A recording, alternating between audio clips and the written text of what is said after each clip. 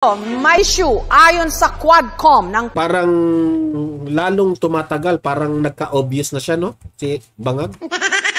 Obvious. Kamara, may sapat na basihan para kasuhan si dating Pangulong Duterte dahil sa di manoy crimes against humanity sa kanyang drug war. Pero sabi ng kanyang mga kaalyado, politically motivated ang rekomendasyon ng Quadcom. Ang tanong ng bayan, dapat bang sampahan ng kaso si dating Pangulong Duterte o hindi? Para sa lahat ng mga kandidato, itaas na po ninyo ang inyong mga boto, yes or no? Yes talaga to mga kupal, oh. Yes din isa, oh.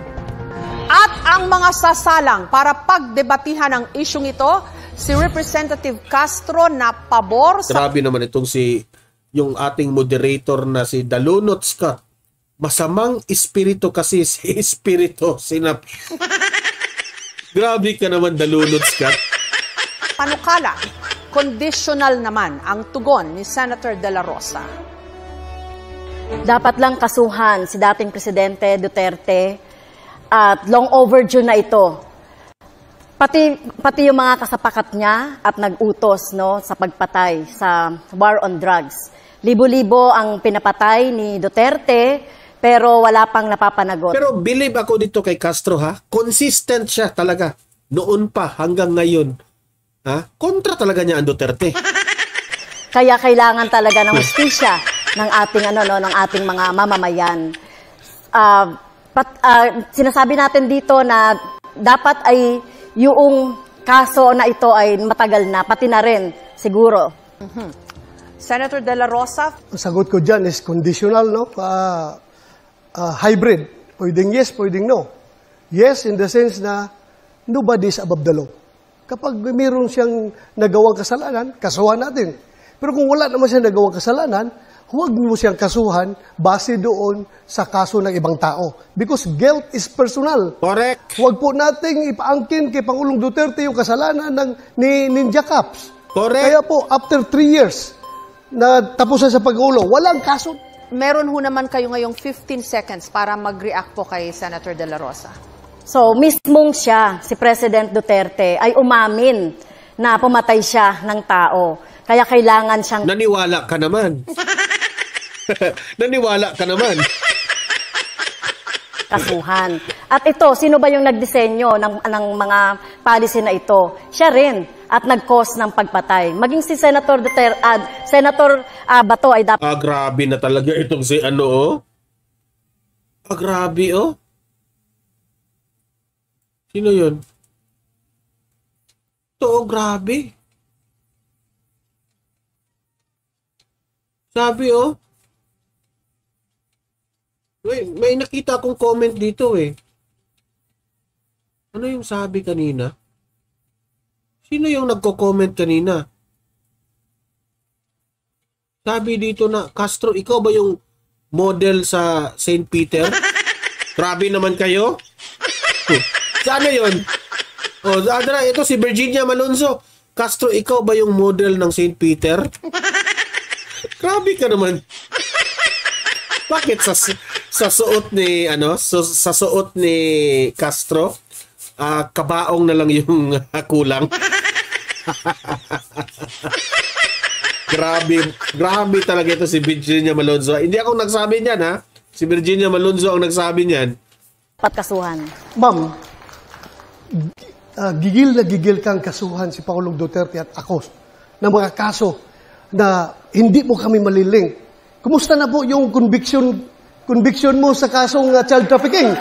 Ano na po nangyari? Bakit andyan ka pa? Hindi ka pa nakulong. Yun na, ang tanong ko, pakisagot lang. Kasi ang ordinaryong tao nagtatanong, porque congresswoman ka, hindi ka nakulong. Sila pag yung mga ordinaryong tao, kulong. Back to you, Castro. Siya rin, natatamaan rin, convicted siya, di ba? Kaagad. Kung ito po ay nasa Kongreso, ay out of order ko po dahil wala siya sa tanong. No? Ang ginawa po natin na pagre-rescue, tama lang po yung ginawa ko na pagre-rescue sa mga teachers, sa mga bata na biktima ng mga harassment, intimidation at threat. doon sa sinasabi ni Senator Bato na kaso. So, kung sino mang mga teachers gagawin yon, no, yung ipagtanggol at sagipin yung ating mga teachers at mga estudyante. So, tingin ko po ay walang mali doon sa ginawa po natin doon sa kaso. Now, Senator De La Rosa. Walang mali. Convicted ka na nga eh. Convicted na nga eh. May pagkakataon ho kayo na magtanong o mag-react pa rin sa posisyon po ni Representative Castro. 15 seconds po. Ano pong risk yun na pinagsasabi niya? Na yung mga parents ng mga bata mismo ay galit na galit sa kanya. Bakit ginamit niya ang mga kabataan para sa kanilang kapakanan? Walang risk yun nangyari doon. In fact, konbiktado ka sa kaso eh. Correct. There was no rescue. Correct. Well, yung sinasabi naman po ng mga magulang na galit sa akin. Sabi ni VML TV, rescue. Bakit ikaw ang dinemanda ng mga magulang, Castro? Totoo, tama. Ito ay gawa-gawa lang ito. Ito mga magulang na ito. So kung titignan natin yung mga magulang ng mga bata na talagang involved doon sa pag-aaral ng mga bata doon sa Lumad School, ay talagang nangihinayang sila doon sa pagsasara ng mga eskwelahan ng mga lumad. Dahil alam naman natin, kulang talaga no, sa serbisyong pang-edukasyon ang mga lumad. So talagang sila ay hinayang na hinayang at sinisisi ang gobyernong Duterte. Franz Castro. Congresswoman Castro, sa isang interview noong November 2023, may sinabi po si dating Pangulong Rodrigo Duterte tungkol sa inyo, and I quote, si Franz Party List yan, Alliance of Concerned Teachers.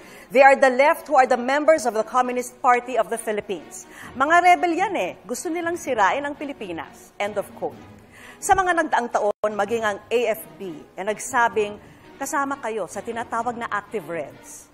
Paulit-ulit yun ang itinanggi ang mga alegasyon na ito. Ang tanong ko, paano nyo pa madedepensan ang inyong sarili laban sa mga paratang na ito na galing pa mismo sa military intelligence? Ako, inaamin ko, no, mula nung estudyante ako, ay aktivista rin ako, katulad ni Congressman Teddy Casino. Pinaglalaban natin ang tunay na pagbabago sa edukasyon, sa sistema ng edukasyon, at sa sistema ng ating pamahalaan. Kaya yung sinasabing left, ay inaamin ko yan. Pero hindi as member ng CPP, NPA, or whatever. So parati na lang yan, na kung ikaw ay nagsasalita ng against sa posisyon ng gobyerno, ay tinuturing kang red o tinuturing kang kaliwa. So parang nakasanayan ko na rin yan. Kaya patuloy rin yung ating ginagawa. Lalong-lalo na doon sa pagsasabatas, no, noong mga kailangan ng ating mga guro, okay, no, sa education sector at sa mga issue rin ng ating mga mamamayan. Kaya yung issue ng mga red tagging na yan ay kumbaga ay kinasanayan ko na yan at ako ay proud left. Proud ka? Tatakbo ka ng senador at lahat ng mga nangyari sa'yo, proud ka. Castro, maitanong nga, gusto lang naming magtanong, Castro, ano ito?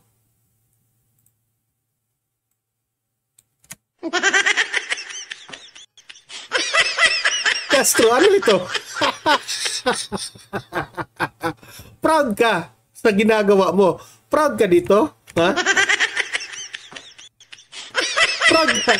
May tanong lang, ano ito? Hindi ko alam to eh. Nakita ko lang ito kasi ito na Franz Castro. Ito yung lumabas eh. Ano to? Ito yung sabi mong proud? Proud ka dito, Castro? Proud ka dito? Tanong lang Tanong, sorry. Sorry na, Castro. Sorry na yun. Sorry na, girl. Ikaw talaga, girl. Sorry na. Paano nyo ho kukumbinsihin, Representative Castro, ang publiko na kayo ay karapat-dapat na mapunta sa Senado sa kabila po ng hatol sa inyo ng isang korte? Well, nakikita naman po yung track record ni Teacher Franz Castro sa Kongreso. No, nakita natin doon yung ating paglaban sa korupsyon, paglaban po natin doon sa maling paggamit ng confidential funds. At ito po yung dadalhin natin sa Senado para labanan din po yung maling paggamit o yung korupsyon sa gobyerno. At syempre, yung aking track record bilang kongresista. So yun po yung aking ipagmamalaki sa Senado. So yun po ang ipinagmamalaki mo. Ano to? Proud ka dito? Hindi ko talaga, nagtatanong lang kami, ano ito? Ano to, Castro? Okay, sorry. Sorry na, Castro. Ikaw talaga, bibiro lang tayo. Salamat, Representative Castro at kay Vicky Morales. Ang susunod pong sasalang si Senator Bato de la Rosa. Yan. Palakpakan. Senator Bato, may mga source na nagsabing nag-request ang International Criminal Court o ICC na makausap ang 5 opisyal ng Pilipinas, kabilang kayo, na tumayong Chief of Police nung ipatupad ang drug war.